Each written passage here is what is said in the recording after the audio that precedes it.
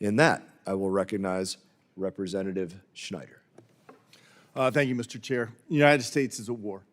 Operation Epic Fury is now in its 6th day. American troops are putting their lives on the line, and as President Trump and Secretary Hegseth have repeatedly said, some will die. So far, 6 American service members have made the ultimate sacrifice, and I think it's important to remember every fallen hero, so I'll repeat their names again here. Major Jeffrey R. O'Brien of Indianola, Iowa. Chief Warrant Officer 3, Robert Marzon of Sacramento, California. Captain Cody A. Cork of Winter Haven, Florida. Sergeant First Class Noah Tatjans of Bellevue, Nebraska. Sergeant First Class Nicole Armour of White Bear Lake, Minnesota. And Sergeant Declan Cody of West Des Moines, Iowa. Declan was a student at Drake University. My dear friend David Goulder is on the board of Drake, and he posted words of wisdom this morning in remembering Declan. And he said, quote, "In moments like these, we must all come together to show much needed love and compassion for the Cody family," end quote. And I will extend that to all of the families. May their memories be a blessing. And I say we should all be praying for the success of all our men and women defending our nation in Iran and around the world, and their safe return home to their families and communities. There is no doubt that for 47 years, Iran's evil regime has been a threat to U.S. interests and American safety at home and abroad. I think we can all agree that we must never let Iran have a nuclear weapon. We must defeat Iran's ballistic missile program, thwart Iran's sponsorship of terrorism as the largest state sponsor of terrorism in the world, and support the Iranian people as they strive to throw off the oppressive yoke of this regime. Here's the thing. None of that's going to be easy, which is why I think our founders smartly gave only Congress the power to take our nation to war. I would also argue that it will be infinitely harder to achieve our long-term goals without the sustained support of the American people. Yet the President and this administration in general have yet to coherently and consistently explain exactly why we are embroiled in another war. I also believe we increase our likelihood of success in confronting Iran's threats, working with our allies and gaining the support of their populations, which of course is your remit. Public diplomacy is critical, especially at this moment, especially as the war spreads to allied nations, and especially as the President calls on the Iranian people to rise up. But because of cuts in your department, we are not fully capable or able to communicate with the Iranian people or our allies.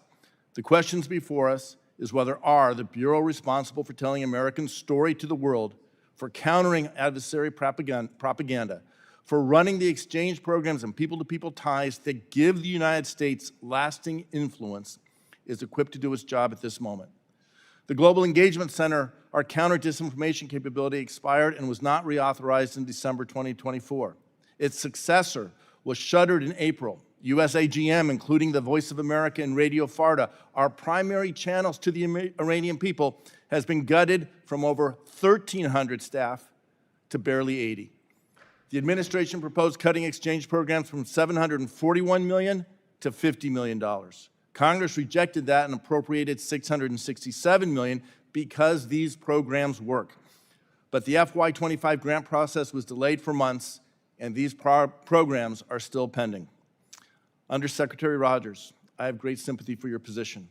It has to be difficult communicating U.S. policy to the world when resources are so badly depleted and the messaging coming from the President, from Secretary Rubio, from Secretary Hegseth, and other administration officials changes by the minute. Last June, President Trump said Iran's nuclear program was obliterated. Yet a few days ago, Mr. Witkoff said Iran was 2 weeks from a nuclear weapon. The President said on March 3rd that Iran was about to attack. But on March 2nd, Secretary Rubio said that the U.S. was acting out of concern of a retaliatory attack after Israel would strike Iran. The President said that this war was about Iran's ICBM program with missiles targeting the United States. But ABC reports that U.S. intelligence believes Iran is years away from that capability. The bottom line is that Congress and the American people deserve full answers to several basic questions. Why are we at war? What are the goals of this war? What's the strategy for achieving these goals, and what is the end game? With my little bit of time left, you cited earlier numbers of American citizens who have evacuated from this region. Earlier this week, the State Department put out a notice to immediately leave 14 countries by commercial means, ignoring the fact that virtually all commercial flights have been canceled. Yesterday, the State Department posted on its website from, quote, the office of the spokesman, end quote, that one charter flight brought U.S. citizens out of the region. Undersecretary, how many flights has the U.S. Department arranged, either chartered or military, to evacuate U.S. citizens stranded by this war? So that's a great question, and it varies minute to minute. So I'd have to have my office get you updated information. What I can tell you is that So let's take 24 hours ago. In a 24 fluid, hours ago, what was the evolving, number? and life-threatening situation, the fact that the administration doesn't speak in unified media top lines but gives you varied information, it shows that we're being honest, which is what we have to do but to answer my rebuild question. trust in the I'm wake of the asking you a Global question. Engagement How Center. many flights have been arranged by the State Department? I am telling you that I don't have that information because the situation is fluid and rapidly evolving. I was it read yesterday? some statistics into the record earlier, submit these but questions those were for the writing and statistics. ask for a Those were the complete answer. statistics as of this morning. I don't have the statistics now. So it's one. The gentleman's time has expired.